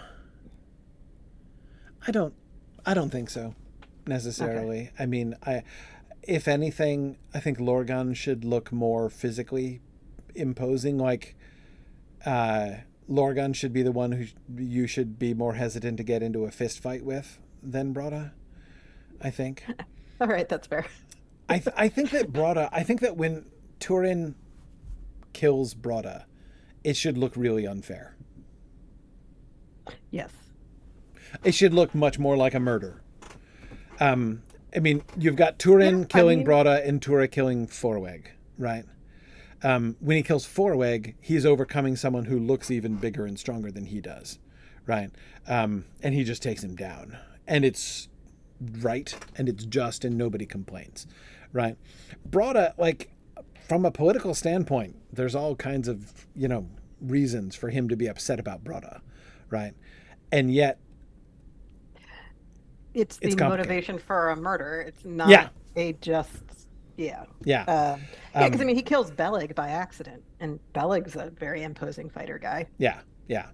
But who was that was an act very much not trying not to hurt him. right. So that's I forget what's the type of manslaughter where it's an accident. I don't know. Whatever accidental death criteria is. Yeah. But Broda, so I mean, when he kills Broda, it should not look like overcoming Forweg. Like if with Lorgan, it would look more like that. I see. Yeah. But with Broda, this is like a more grizzled statesman person who's standing there, and he comes up and kills him, and he may feel it totally justified. It might have some callbacks to Feanor confronting Fingolfin in their father's hall with a sword, where, like, you don't hold your brother at sword point. Like, you're not supposed to do that, dude. Well, you're not supposed to draw a weapon in the in the presence of the king. Right. So it should feel a little bit more like that. Like he's crossing lines. Yeah. Yeah. Again, it should feel more like a murder. So that's why, I wouldn't want Broda to be cast as somebody who looks so rugged and so tough that it looks like, a fair fight, or that Turin's an underdog. Veronwe, Gelmir and Arminas, and Nellis. Who, again, child, we can just skip casting if we want. Yeah, we probably should. Because she's going to be a legitimate child and is going to remain a legitimate child forever. So yeah. Okay. Yes. So we won't cast Nellis. No,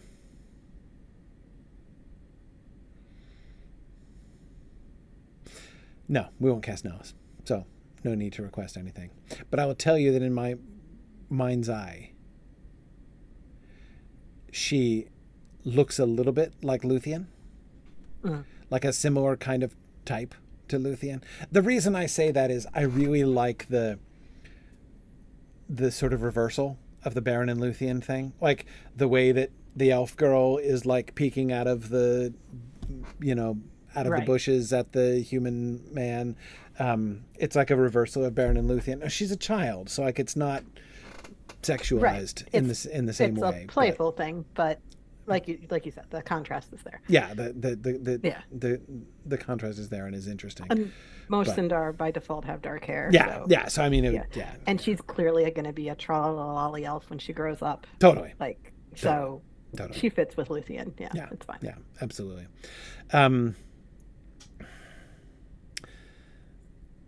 Gelmir and Arminas.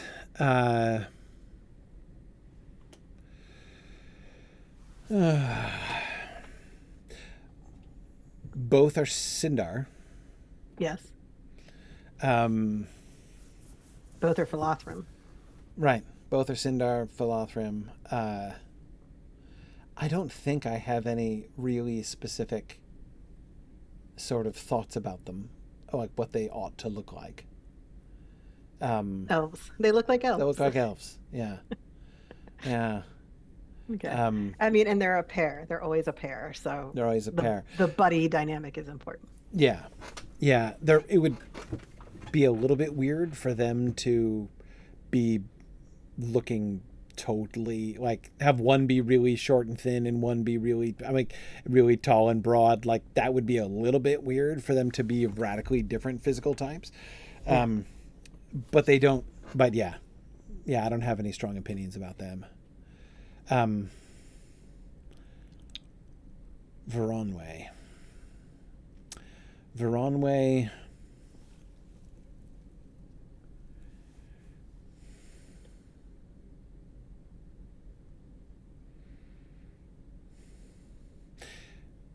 He's Noldor. He's born in Gondolin, so He's born in Gondolin with a Quenya name. Yeah, so he at least has some Noldor heritage, but there's a bunch of Sindar and Gondolin, so. Yeah. Let's make him a Noldo. Okay, that's fair. Yeah, let's make him a Noldo.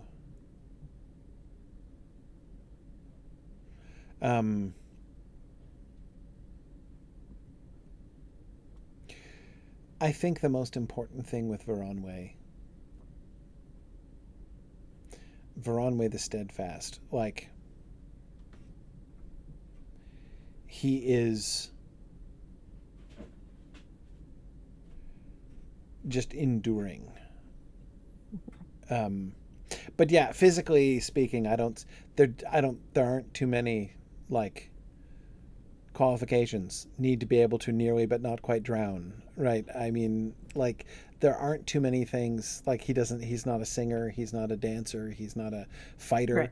Right. He's a sailor, but oh yeah, all three of these guys are sailors. All three of these guys are sailors, yeah. Right. We did talk about using Veronway to introduce the idea of the sea longing. Right. But yeah, other than that, but right. That's more of an instruction to the actor rather than right. anything that needs to be determined in the casting. Yeah. In the casting, yeah. So I think I'm pretty open with the. It's funny, I have way fewer opinions about the elves just because, like, we kind of have less scope in some ways. Like, yeah.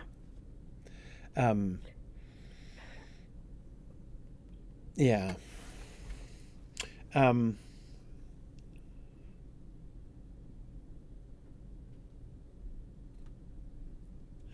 Veronway needs to have a face which looks trustworthy on first glance. Okay. So he's very trustworthy looking. I think so. So. Yeah.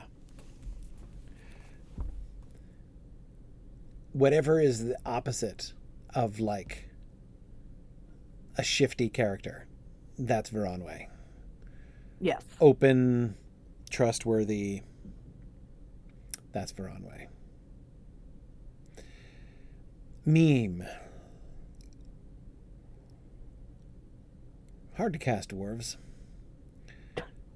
I mean,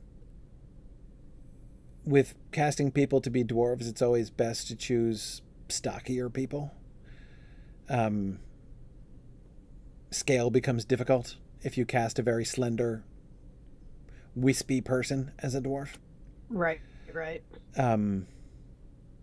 So somebody broad and even tall and broad is fits better. Yeah, it's usually easier to do scale with. Right, because in our version, the petty dwarves are just dwarves. Yeah. So he's a dwarf from one of the houses. Who's an outcast. In fact. Yeah. Yes, another outcast. He is from Belagost originally? I believe it's not him directly, right?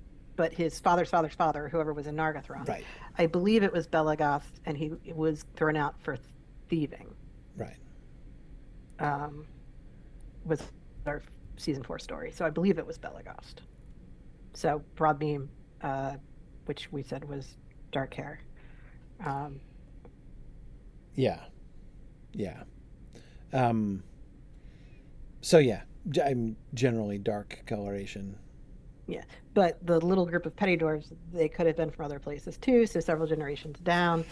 Does he have some fire beard in him? Well, Right. Like, who could say? Who can say, right? True enough. True enough. Even some long beard, potentially.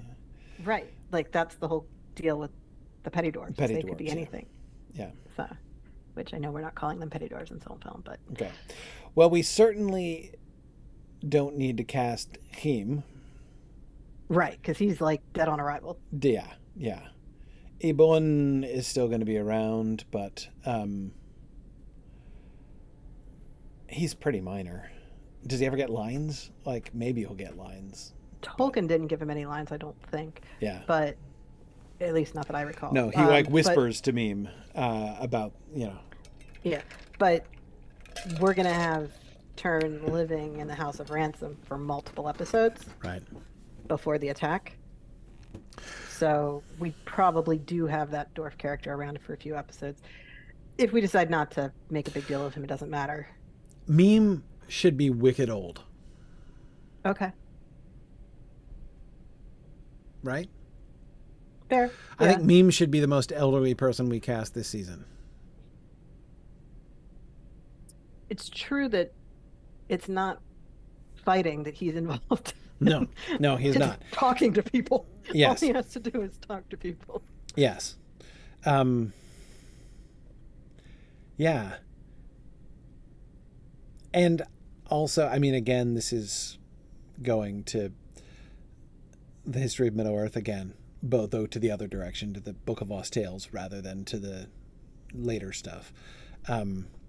But the idea of Meme being, because of course in the Book of Lost Tales, Meme was like the original dwarf. He was Durin essentially. Right. He was like the original dwarf. So an old guy, that makes him feel... Meme should feel like a patriarch. Yeah. A patriarch without a people, but he should feel like a patriarch. He should feel like the patriarch of a dying people. So yeah, he should be... I'd be happy casting an 80-year-old as Meme. Okay. Which means Ibon needs to be grizzled. No. Elderly. We can actually use the word old now. Yes. Yeah, like I think they can all be old. Like it's this is a group of, like, this is a society that is dying. Yes. They're down to the last few. Nobody's young. Yeah. And that also explains whatever happened to his wife, because we don't know anything about her. So if he already looks elderly, like, yeah, the fact that she's not there isn't that surprising. Right. She could have died decades ago. Yeah. Right. Yeah. So, and I don't think we're implying that he's the same guy from season 4, but people. But at the also same might think time, that... I don't. If people think that, I don't hate it. Like, right. It's, He's now super old. Right. That's a was super mistake old the they're last time we welcome saw to him. make. How long ago was it? 400 years. That's elderly. Yeah. Even for a dwarf. Even for a dwarf. Even for Dwalin. Even for Dwalin, yes, venerable indeed. But yeah, no, it's fine. It's fine. I mean, so like, but again, like, if people come to that conclusion, no harm done. Like, Right. I'm fine with that. I'm fine with that. I don't think we need to guard against that for sure. Okay. Okay, so this leads to Anael needing any named companions while he's raising Turin, which returns to the big question that I skipped, which is, do we need Turin this season? Do we need Tuor this season? Tuor is only going to be up to age 16 by the end of the season, or 13, or I forget where I think 16, when he escapes, because that's where we end his stories, with the escape from Dorlaman. So we can pick up next season with him wandering in the wild as the adult actor. I think we do. Cast Tuor next season. I think we do. I think that's just what we do. I think we can postpone that. Is as far as Anael having any other companions, we were kind of vaguely thinking that Anael was with other elves. Right. He's brought in the ones who have fled from Mithram. So again, more refugees. But I think, like, I don't think we want to create way more characters. Yeah. Like, so I mean, we could give him like an elvish nurse that, helps to raise him, but do we need that? Do we want that? Like, do we need that extra character kicking around that people are going to expect something to come from, and we need to pick up with her again somehow? I mean, it feels more like just background characters. Yeah. Yeah.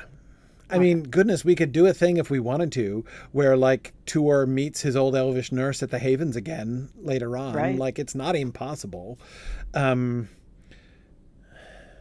But I don't know that we need that or want that.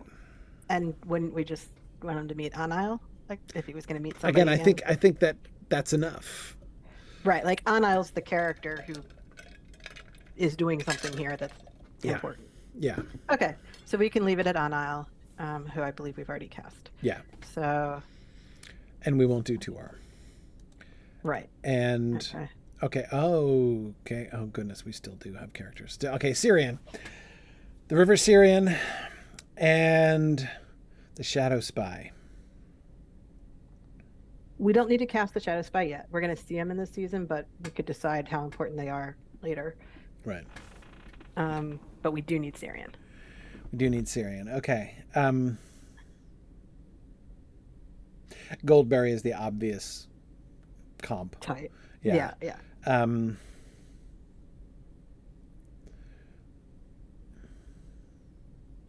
So do we have a particular here's a thought. appearance? Here's a thought. Yeah. I think that Syrian should be grave and matronly. Okay. Rather than like young and winsome. Yeah. Okay. Syrian is a serious kind of river. Right. There's a lot of reverence for that river. Yes. I think that when Syrian appears, she should appear to be a woman who is like obviously worthy of respect, not a young naiad. Okay. Basically.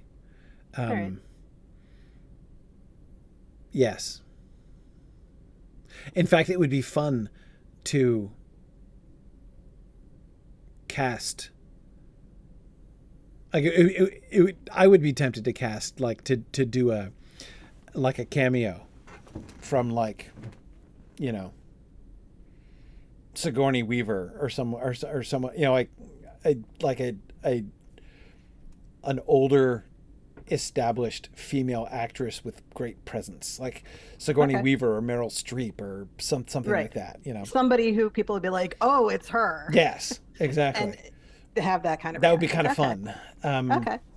It needn't be somebody super famous like that, but I'm just thinking that like, idea, that kind of presence is what I think. Yeah. Like you when you if you saw the spirit of the River Syrian wander, walking by the shores in the moonlight, the temptation should not be to like say chase her, right? To chase her or be like, like look at this, like lovely lass, like let me go say hi. Yeah. Instead, complete deference. The temptation would be like to fall down and on your knees and worship her. Like it would, or get out of her way, or run away. Yeah, exactly.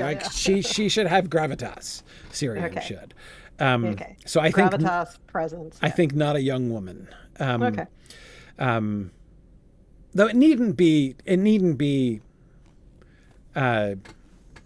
A much older woman either. Like it doesn't have to be a woman in her 70s. That's not necessarily what I'm thinking of. But no, but somebody with gravitas and presence. Presence, yeah. And not super young. Yeah. Other question is, she is Maya. Yeah. Ish, right? So does any particular race matter for her? I don't think so. Right. I figured it was very open. I think it's very open. Appearance. Yeah. But Yeah. I wanted to establish that with her. Yeah. Since no, we were I- so much like the other ones have to be Mediterranean, have to be Right. Yeah. Northern I mean, European. I think she can be anything. right. Yeah. I think so. I think so. Okay. I think so. And yeah, the Shadow Spy, I don't think we need to cast the Shadow Spy. Okay. The Shadow Spy is going to be sufficiently indistinct in any case. That one was challenging. Yeah. All right. The only thing left is the frame. I'm so sorry. That's okay. Frame. We can do it. Icthelion and Denethor. Yes. Okay, Denethor is easy. Denethor, again, I want like young, studly. He can be like 60% brains and 40% brawn. I think like he doesn't have to look like an incredible athletic specimen. But he's Boromir's dad. He's Boromir's dad, so he should be like total. But so he should absolutely look fit and impressive. I'm just saying, like, But he's also Faramir's dad. he's also Faramir's dad. He's brains and brawn, and he's loaded with both. Like Denethor is the paragon. Like he's the paragon. Okay. He's like Turin light, basically. Okay. So like second choice Turin. Second choice Turin. Yeah, I mean he's Runner up. I mean, like I can't help but feel like there's a bit of a difference. He's less gorgeous than Turin, right? Okay. But like again, he can look a little bit like he should still have physique and be an obviously competent warrior, but he can look a little like reserved and bookish. I think again like. Yes, he's Faramir and Boromir's dad, but he's more like Faramir than Boromir. Like, he loves Those are the Boromir two so that- much because Boromir is not like him. Yeah. Right. Yeah. Right. Yeah. So Boromir is bigger and studlier than Denethor, I think, certainly. But Denethor should not look like a wimp at all. Like he should be very imposing. And he doesn't have to be like drop dead gorgeous, but But good good looking. I mean, young attractive Denethor young is a man. paragon. He's a paragon. Right. He's got a lot going for him. He's the golden boy of Gondor, for sure. Okay. And he should look it. Icthelion. So he's 68, but he's Numenorian. He's a Numenorian 68. So how old does this guy look? Right, but he's not He like an Aragorn 68 either. No. So Right, he has an adult son. he His should dad definitely just look died. grizzled though. I think he's over the grizzled line. Yeah. Okay, so around 50 looking. Yeah, probably. Yeah. He should definitely look older. Like you're thinking this is somebody who, He's king. he's king. essentially. He's I mean, king. he's steward, but yeah. Doesn't have like an infinitely long runway, but he's not, he doesn't look aged. But yeah, he should look, because I mean, he's gonna die. It's not gonna be that long. A couple decades, I guess. His dad lived to 100, well, Yeah. 98, and then died of old age. So, like, he's probably got some time left. Right. Yeah, something like in his 50s. Is Okay. I think a little bit of gray. All right. Yeah, a little bit of gray. A little grizzled. A little grizzled, a little wise. Yeah. So we're doing good with casting older men in this show. Yeah. Yeah. Yes. You have to be old or look it. Right. In fact, like this, I mean, how many women have we cast? 3? Right. We've got It's an Andre's almost mom, all male cast in this new cast in this season. Syrian, and then we've got the only named one so far is Aaron. Really. Yeah, Iron and Syrian and Andrew's Andrew's mom. mother. Yeah. Yeah. So yeah, we don't have a lot, but so that leads us to we do have that farmer homesteader in Ithilien, and that leads to the whole kerfluffle of our frame. Yes. Do we care anything about that character? I think he should, I don't know, look a little like Androg.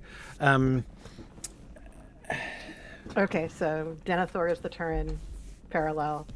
Farmer is the Androg parallel. Yeah. And Exelion is the Brada parallel. Yeah. Brada or even, what's his face? The old outlaw. Oh yeah. Okay. Um, what was his face? Algund, I Algund. think. Yeah, Algund. Yeah. Mhm. Yeah. Yeah. But boy, you're right. This is the grizzled male actor special this season.